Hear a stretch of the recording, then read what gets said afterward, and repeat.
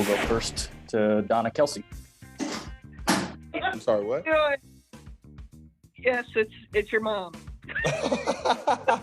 What's up, Mom? I'm glad you made it. Now, yeah, I know. I actually made it at a disappointing Tampa game. This was an elation to see you get a touchdown in a playoff game. I mean, oh my gosh, how good did that feel? How good did that feel after all these years? Oh, man. To finally throw a touchdown, like I used to tell my mom when I was like 5 years old, I was going to eventually throw a touchdown in the National Football League. I finally got it done. It only took me 9 years. That's a good question, though, Mom. Yeah, that's awesome. It was so fun, and that's what makes sports so great, because you can be depressed in the morning and elated in the evening. So there you go. Glad I could put a smile on your face. Love you, Mom. Yeah, you too. Love you too. She's the best, man. Donna Kelsey, the mother of Travis and Jason Kelsey, attended both games. Both games. She was in Tampa for the Eagles' loss to the Bucs, and then hightailed it to Kansas City for the night game to watch her son, Travis. Can we pull up that image, though? I have one comment to make about his coach? Travis Kelsey. Now, he looks like, to me, a bowl of cereal that came to life. That's what he looks like. Can we see it? Look at it. Look at it. This like is the Captain Lucky Crunch Charms? Fruity Pebbles. When you mix it all together, you Right. ever get down to the bottom of two different boxes and you mix it together? He looks like a bowl of a couple of different cereals mixed together. There's the milk in the middle. Came to life. That's Travis Kelsey. Hey, I don't know. I wouldn't sport that coat, but like Travis Kelsey is way cooler than you and me. I know that. That's for sure. Yes. He's like, that coat's probably like in high demand and costs a lot of money. And like I'm sure there's a lot of young people that are in their middle 20s that go, oh, he's got that coat. I mean, he's Mr. Style guy. He really is. So I'm sure that's some designer fashion wear that neither one of us can afford. And last night of all nights is the night to wear it. When you throw the touchdown pass, when you have 108 receiving yards and a touchdown, and your team after. And you got to admit. Oh, I was nervous. I looked at you. I looked at our producer, Matt Casey. When they picked up the fumble and ran for a touchdown, we looked at each other, and we literally said, 4-letter word, Florio. That's what we went. 4-letter word, I-N, Florio. We were like, oh, my gosh, here we go. We could put that on the top of the tombstone. You know, that's wasted real estate. That rough part on the top, you could just kind of put that could be the ribbon on the top of my tombstone as well. Okay. Because I've been told in the past, as this may come as a shock to you, that's how I'm known in the league office. Yeah, I think you're known in a lot of offices like that. Yeah. It's double F. What's his first name? His initials are F and F. Yeah.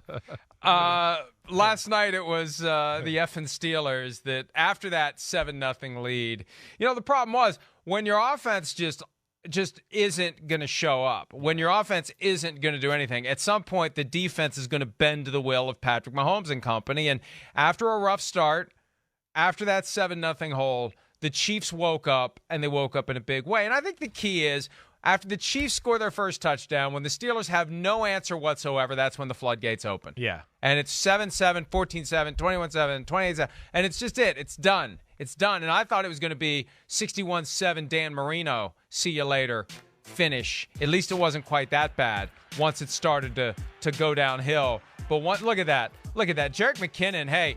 Jerick McKinnon is the guy who was pretty good for the Vikings for 4 years, went to San Francisco, never did anything because of a chronic knee problem. Right. What a guy to have in the back of your pocket when Clyde Edwards-Helaire isn't available and Darrell Williams isn't 100%. This should be the guy. I've talked about this on my podcast a little bit, Mike. To me, he's the most explosive of the group. I hope that last night proved to them that, hey, we should play this guy more.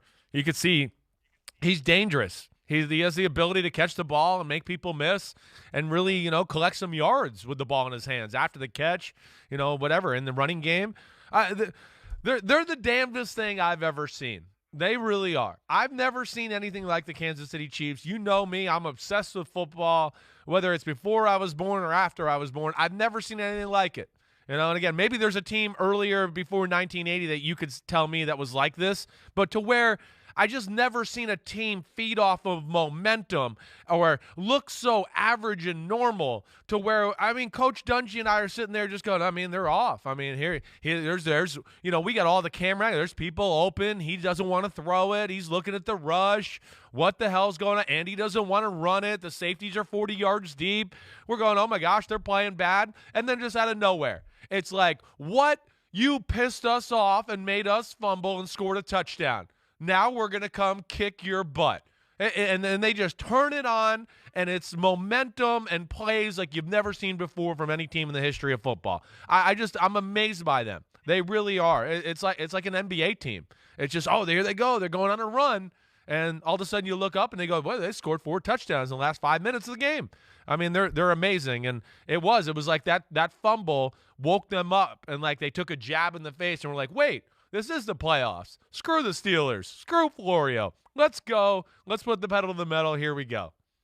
We've talked about this before, though, as it relates to the Chiefs. It reminds me of that great basketball team where you can count on an 18-2 run at some point. Right. It's like the Warriors. Happen at some point. Yeah, that's right. You're up 5. You're up 6. You're feeling pretty good about yourself. It's the second half. Yes. And then all of a sudden it's and it's done. Yes. And they just break your back and it's over. It is. It's unreal. It really is. And it's through the system. You know, the system all of a sudden starts to look good. Even the play calling. I mean, Bieniemy and Andy Reid, they seem like they're a momentum group as well. You know, so all of a sudden that works. And then, oh, wait, the system falters a little bit, but it doesn't matter. We got the momentum going now. And now Mahomes makes some crazy play and Kelsey's making crazy plays. And it just catches fire with their football team. And then it filters over to the defense to where the defense can feel it. And now we're going to be in your face and we're going to cause some plays and issues. And they're amazing like that. They just have some players that are capable of taking over a game in certain moments on both sides of the ball. And that's why they're so dangerous. And it's why, again, it's even though it's not their best year we've seen, it's just how do you not look at them and go, they're definitely one of the 2 favorites in the AFC to go to the Super Bowl just because you can't ever count these guys out. Travis Kelce with his touchdown pass to Byron awesome. Pringle, first career NFL touchdown pass. As I mentioned, 5 catches, 108 yards, and a touchdown for him. Jerick McKinnon had 142 yards from scrimmage and a receiving touchdown. Patrick Mahomes, 30 for 39, 404, 5 touchdowns, 1 pick. Here's Mahomes from after the game on overcoming a slow start that almost had me feasting on pasta and meatballs for breakfast. I think we all were kind of talking. I think we were all pissed off at ourselves. We felt like we weren't playing with enough energy. We felt like we weren't executing at a high enough level and not playing with enough urgency. And so I thought guys really motivated themselves. We all kind of talked. It wasn't like one person talking. It was everybody talking to each other. And we came with a different urgency starting in that second quarter and kind of carried it the rest of the game. Yeah, and absolutely, positively, that is what happened, and off they went, and that's what they're capable of. And there are times where it feels like they're forcing it, and so many teams, and that's what makes it so amazing that they can do it. Because for most teams, you get the idea, Chris, in the first 15 minutes of the game that it's just not working tonight. Yeah, that's right. You can keep banging your head into the wall. Right. The wall's not going anywhere. Right. But they can blow up the wall. Yeah, they're right. They've proven that to us. I mean, you just go back to the Super Bowl run, what they did there, 24-0. Oh, okay. It's not our day. We're sleepwalking. All right, here we go. Let's go. Let's wake up. Boom. The AFC Championship game, the Super Bowl. It was a struggle. It was 20-10 with 6 minutes left. And all of a sudden they scored 20 points in the last 5 minutes of the Super Bowl against the best defense in the league. That's where they truly are amazing. They really are. And, early mistakes, Mahomes trying to throw the ball across his body. TJ Watt makes a phenomenal play there. And you're right. You were thinking, this looks like it's going to be one of these ugly, maybe the Steelers can get one offensive touchdown and they're going to get a few field goals and maybe win some ugly football game. But, after this play here where the fumble return touchdown, he hits Tyreek Hill, I think, on the first play of the next drive for like a 20, 25-yard gain on a deep cross, and they never looked back. And they just took over the football game from both sides, and you saw the best of the Chiefs, and then we started to see again, some of the flaws we've seen from the Steelers all year long, it all came, to the top here and the worst situation possible. And look, I love the Super Wild Card weekend. I love the 14 teams in the playoffs, and it's not like it's ever going to go back now. And for as closely matched as some of these teams seemed this year, and there wasn't a dominant team, it really did feel like in the 2 versus 7 games, that it's 7 had no almost business being on the field. Oh, that's what I'm scared of. And then we talk about they might go to 8. I just go, damn, who are we going to have in the playoffs at 8? Some team that's going to lose 60-0 on Wild Card weekend, But I do worry about that. You're right. It is different, again, but we'll see. I mean, it's not going to change. But, yes, that thought came to my mind yesterday too, Mike. It's like, well, this is what happens when you have a 7th team. We're sitting here early in the third quarter kind of going, game's over. It's done. There's no way they're going to come back. Mahomes and them put the foot on the throat, and they're not taking it off. Just amazing, though, nonetheless, on both sides of the ball. And sorry to see Big Ben go.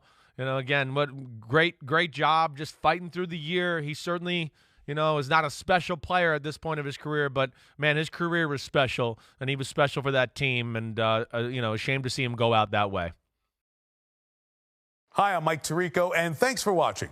Make sure to hit subscribe for the latest news and highlights from NBC Sports.